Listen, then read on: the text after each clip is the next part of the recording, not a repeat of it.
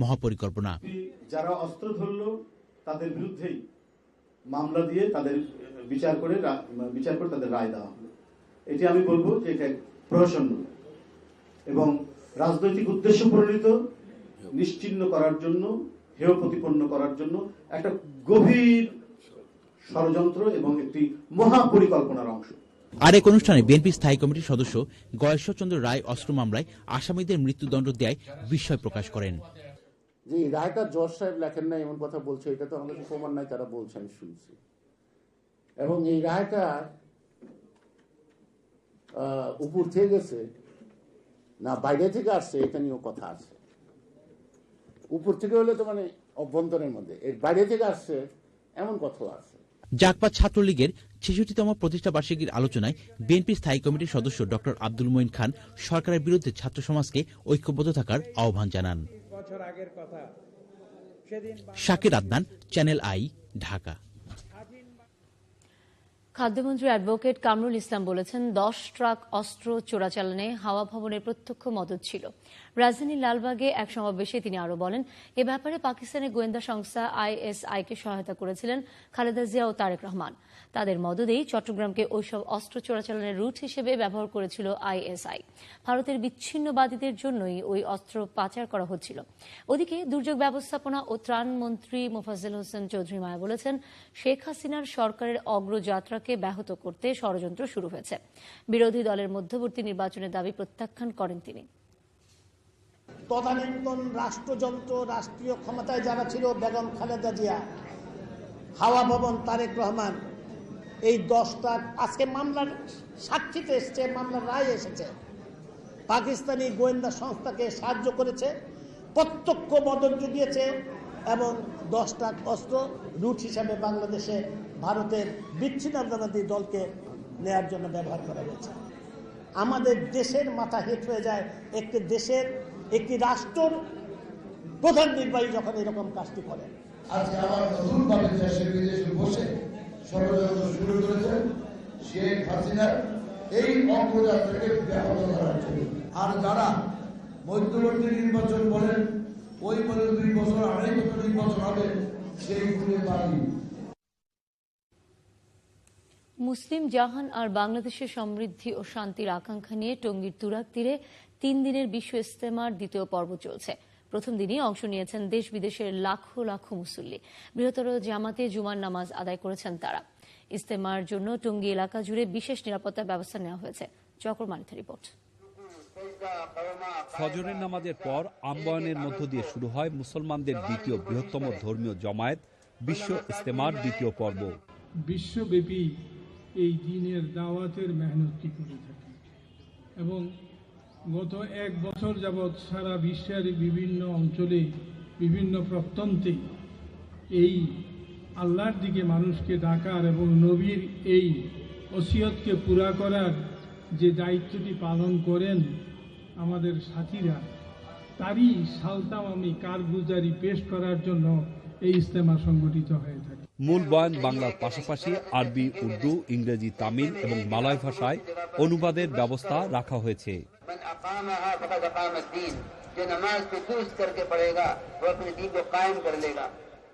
বাংলাদেশের তাবলিগ জামাতের শীর্ষস্থানীয় মুরব্বী মৌলানা মোহাম্মদ গিয়াসউদ্দিন জানিয়েছেন, মুসল্লিদের ফিরে যাওয়ার সুবিধার্থে রোববার আখেরি মোনাজাত বেলা 11টা থেকে 11:30টার মধ্যে হবে। এটা তো আমাদের মুরব্বীরা ফয়সালা করেন, কে কথা বলবেন, কি বলবেন, এটা মুরব্বীদের দিলে আল্লাহ পাক যেটা ঢেলে দেন সেটাই। এ পর্বের নিরাপত্তায়ও মোতায়েন আছে বিভিন্ন সংস্থার 10,000 নিরাপত্তা কর্মী। অন্য বছর যেভাবে আমরা নিরাপত্তা দেই তার থেকে অত্যন্ত দক্ষতার সাথে, সক্ষমতার সাথে এবং অতিরিক্ত লোকবল দিয়ে এবং অন্যান্য বিজ্ঞান ভিত্তিক যে বিষয়গুলো আছে সেগুলোকে মাথায় রেখেই সেগুলোকে সঙ্গে নিয়ে আমরা দায়িত্ব পালন করছি। মহান আল্লাহর সন্তুষ্টি লাভের আশায় ইজতেমার প্রথম দিনই অংশ নিয়েছেন দেশ বিদেশের কয়েক লাখ মুসল্লি। এ মাঠে হয়েছে বৃহত্তম জুমার নামাজ। প্রথম দিন এত মুসল্লির সমাগম মূলত একসঙ্গে বিশাল এ জামাতে নামাজ আদায়ের জন্য। বিশাল সৌভাগ্যের ব্যাপার এই জন্য যে এত বিশাল জনগোষ্ঠীর সাথে নামাজ পড়তেছি। বছরে এটা 2বারই পাই। আমি সাধারণত এটা মিস করি না। আমরা সবার জন্য দোয়া করতে এসেছি এবং আমাদের মুরব্বী যারা আছেন তাদের জন্য দোয়া করতে এসেছি। নামাজ নামাজ পড়তে পড়বে? হ্যাঁ পড়বো। কি দোয়া করবে? আল্লাহর কাছে। বাচ্চাকে ছোট থেকে যদি আল্লাহর পথে প্রতিষ্ঠিত করতে পারি, হয়তো আল্লাহ সবাইকে সুন্দরভাবে রাখবে, এই আর কি একটা চিন্তা ভাবনা নিয়ে আমরা আসছি সবাই। নামাজ আদায়ে পাশের সব সড়ক এবং নদীর পাড়েও কাতার করেন মুসল্লিরা। শুরু হয় খুতবা, তারপর কাঙ্ক্ষিত জুমা।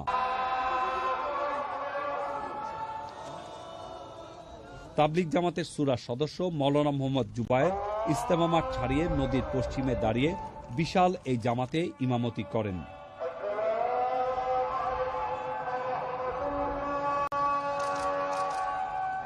বেসরকারি ব্যবস্থাপনায় এত বড় ধর্মীয় জমায়েত বিশ্বের আর কোথাও অনুষ্ঠিত হয় না।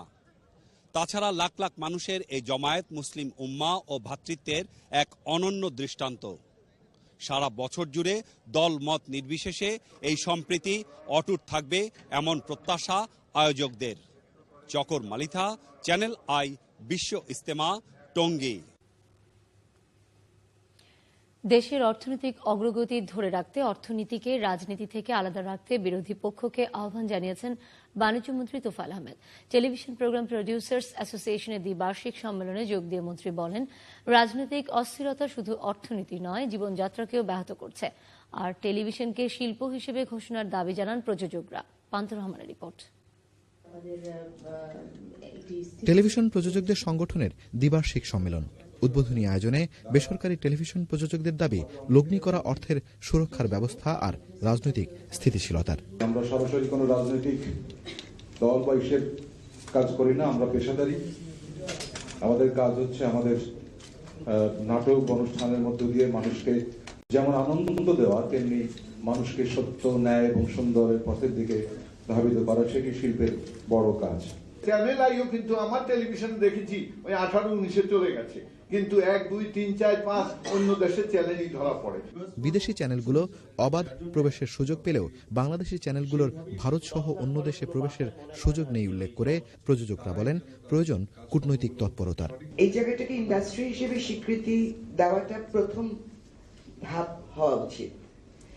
তাহলে আমাদের এক ধরনের আত্মতৃপ্তি বা আত্মশ্লাঘা হতে পারে।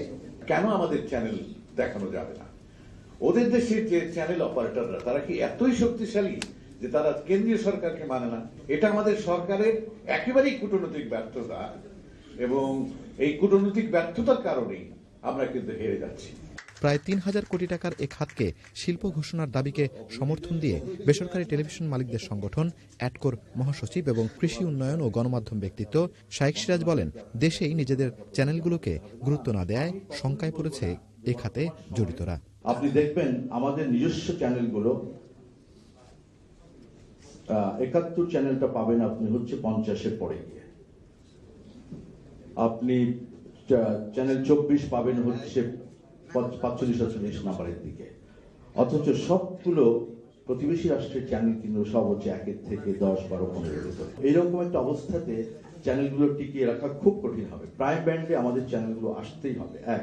এই যে শিল্পটা আমি মুখে মুখে বলছি, এটা একটা বিগ ইন্ডাস্ট্রি, যেখানে পরোক্ষ প্রত্যক্ষ ভাবে একটি চ্যানেলে প্রায় 500 লোক তো কাজ করে। এখন কিন্তু সময় এসছে যে এইগুলোকে শিল্প হিসেবে স্বীকৃতি দেওয়ার।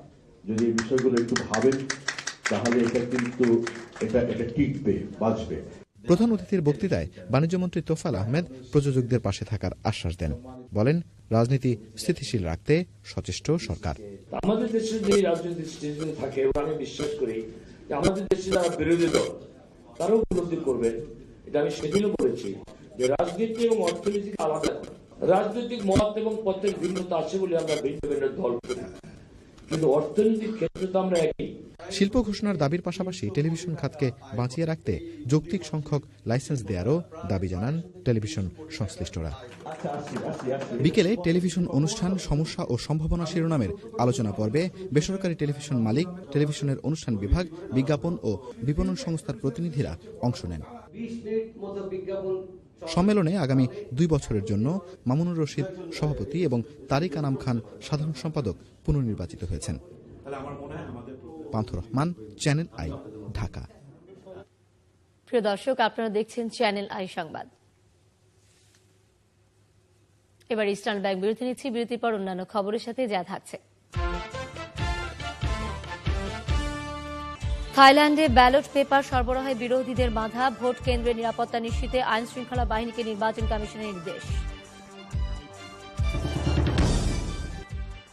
এবং মুশফিক ও তার দলের প্রতি আস্থা বিসিবির, চট্টগ্রাম টেস্টের জন্য অপরিবর্তিত স্কোয়াড ঘোষণা। মানুষের জীবনে কখনো কখনো এমন সময় আসে যখন প্রয়োজন হয় নির্ভরতা। হয়ে গেছে না? Fair and Lovely winter fairness cream. Hello, hi. আপনি কি আপনার ডাভ শ্যাম্পু ফিরিয়ে দেবেন? কেন দেব? নো চান্স, কখনোই না। ডাভ ফিরিয়ে দেওয়া মানে চুলের মসৃণতাকে ফিরিয়ে দেওয়া। ডাভ ফিরিয়ে দেওয়া মানে চুল পড়া ফিরিয়ে আনা। চুল পড়ার কারণ হচ্ছে ড্যামেজড চুল, আর ড্যামেজড চুল হয় কোষস্তর থেকে দুর্বল। নতুন Dove intense repair keratin actives সমৃদ্ধ, চুলের গভীরে পৌঁছে কোষস্তর থেকে চুল পুনর্গঠনে সাহায্য করে। ডাভ ফিরিয়ে দেব? কখনোই। নতুন ডাভ ইন্টেন্স রিপেয়ার।